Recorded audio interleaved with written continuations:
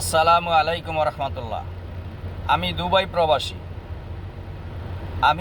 Dubai প্রবাসী হিসেবে আমি আমার একটা প্রশ্ন রাখতে চাই আমাদের মাননীয় প্রধান উপদেষ্টা ডক্টর মোহাম্মদ ইউনূস স্যারের উদ্দেশ্যে। আমরা দুবাই প্রবাসী কম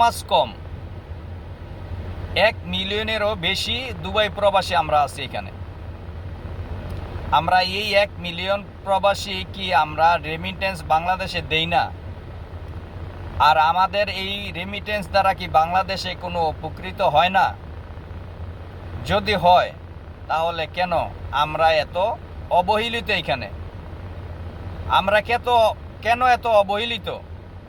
প্লিজ জবাব দেন। আমাদের রেমিটেন্স দ্বারা যদি বাংলাদেশে কোনো উপকার আসে তাহলে কেন এটা পদক্ষেপ নেন না যে আমাদের ভিসা প্রসেসিংগুলো এখন বন্ধ হইতেছে? কেন বন্ধ হইতেছে? এটার কিছু একটা করেন প্লিজ একটা কিছু করেন। আমরা এখানে বৈধভাবে থাকতে চাই, অবৈধ থাকতে চাই না। আমরা এখানে বৈধভাবে থাকতে চাই, অবৈধ থাকতে চাই না। প্লিজ একটা কিছু করেন।